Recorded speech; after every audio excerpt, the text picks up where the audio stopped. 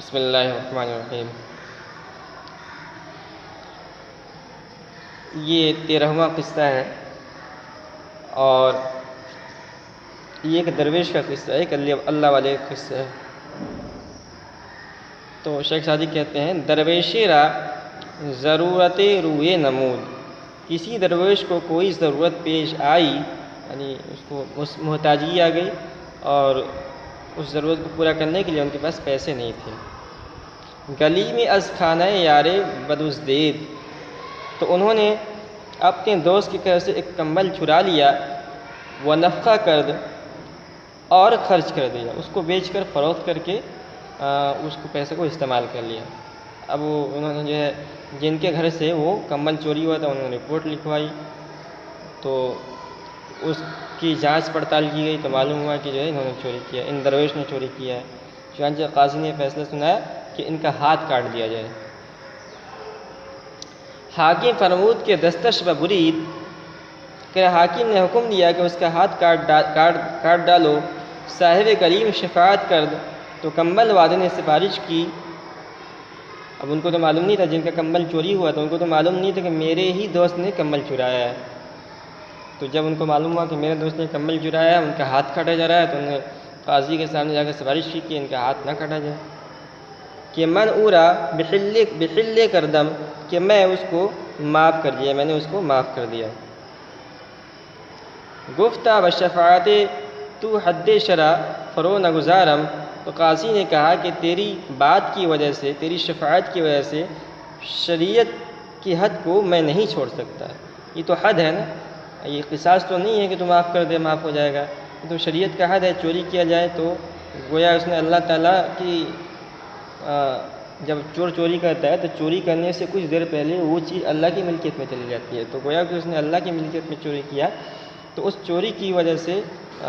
وہ حد مشروع ہوتا ہے، اللہ نے حد مشروع کیا ہے، تو حد کے قصاص کے اندر تو آدمی معاف کر سکتا ہے لیکن حد میں معاف نہیں کر سکتا ہے۔ تو قاضی نے یہ کہا۔ گفت، تو اس دوست نے کہا، آنچے فرمودی راست است، جو کچھ آپ نے کہا ٹھیک ہے، وہ لیکن ہر کی ازمال وقف چیز بدزد، لیکن جو کوئی وقف کے مال سے چرائے، بدزدد مال چرائے، قطعش لازم نہ باید، تو اس کے ہاتھ کا کاٹنا ضروری نہیں ہے۔ تو اس دوست نے جو ہے ایک بہت ہی حکمت سے، بہت ہی یعنی باریک بات کہی، اور یہ کہی کہ دیکھو ہم سب فقیر لوگ ہیں، درویش آدمی ہیں، تو ہم اپنے مال کو اپنی ملکیت میں نہیں رکھتے، بلکہ ہمارا جتنا بھی مال و اسباب ہوتا ہے سب ہم جو ہے یہ درویشوں پر وقف کر دیتے ہیں، اس لیے کہ ہم لوگ فقیر لوگ ہیں، فقیر کسی چیز کا مالک نہیں ہوتا ہے۔ تو یہ جو ہمارا اس نے کمبل چرایا وہ اس کا مالک تھا ہی نہیں، بلکہ میں نے تو وقف کر رکھا تھا، اور جو کوئی وقف کی مال میں چوری کرے تو اس کو چوری نہیں کہا جاتا، لہٰذا اس کی وجہ سے ہاتھ بھی نہیں کاٹا جائے گا۔ کہ الفقیر لا یملک، کہ فقیر کسی چیز کا مالک نہیں ہوتا، فقیر اپنے مال کا مالک نہیں ہوتا۔ ہرچہ درویشہ راست وقف محتاجہ است،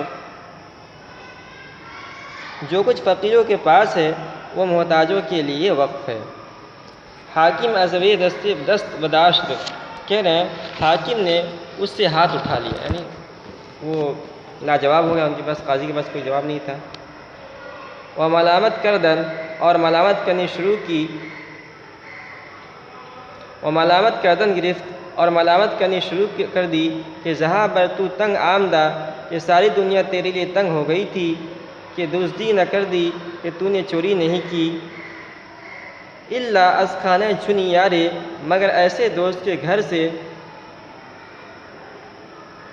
یعنی تجھ کو یہیں سے چوری کرنا تھا، اگر تجھ کو تمہارا ایسا اچھا سچا اور اتنا وسیع سینے والا کشادہ دل آدمی تھا تو چوری تجھے کیوں کرنی چاہیے تھی؟ تو چوری نہیں کرنی چاہیے تھی، بلکہ اس سے مانگ لینا چاہیے تھا، چوری کرنی تھی کہیں اور سے چوری کرتا ہے۔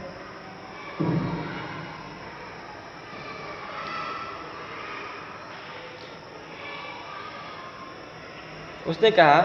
کہ جہاں پر تو تنگ آمدہ، کہ دنیا تجھ پر تنگ ہو گئی تھی، کہ دوسری نہ کہہ دی کہ تو نے چوری نہیں کی، الا از خانہ چنی، کیوں نہیں آ رہے مگر ایسے دوست کے گھر سے جس نے تم کو بچا لیا ہے۔ گفت تو چور بولا کہ اے خداوند اے جناب نشنیدہ کہ گفتہ، کیا آپ نے نہیں سنا کہ جس کو جو لوگوں نے کہا ہے دوستہ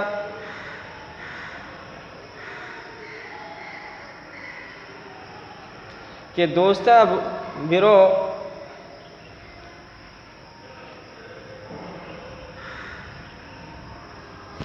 یہ بروب ہے، با پر پیش ہے اور با زائد ہے، اور ربودن سے ہے، امر کا صیغہ ہے، تو لے جا، تو بروب پڑھیں گے اس کو۔ دوستہ بروب و در دشمنہ مکوب، یہ فعل اسم نہیں ہے اس لیے میم کو اور با کو یعنی مکوب فعل نہیں ہے، تو فعل نہیں جو ہے کا جو میم ہوتا ہے اس کو ہم دیکھیں گے کہ اس کا مابعد کیا ہے۔ اگر اس کے مابعد پر ضمہ ہے تو اس کو بھی ضمہ ہی پڑھتے ہیں، تو اس لیے مکوب پڑھیں گے۔ اور بروب کے اندر با زائد ہے، فعل امر با زائد ہے، تو اس کو بھی دیکھتے ہیں کہ اس کے مابعد مفتوح ہے اور یا مفتوح ہے یا مضموم۔ اگر مضموم ہے تو پیش پڑھیں گے، اور اگر مکسور یا مفتوح ہے تو زیر پڑھیں گے۔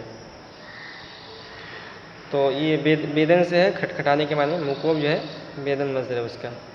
تو اس نے کہا کہ کیا آپ نے بات نہیں سنی، گفتن جو لوگوں نے کہا خانہ دوستہ بروب کہ دوستوں کے گھر کا ساز و سامان لے جا، و در دشمنہ مکوب اور دشمنوں کے دروازے کو نہ کھٹکھٹا۔ شعر: چوں فرومانی و سختی تن بعجز اندر مدح،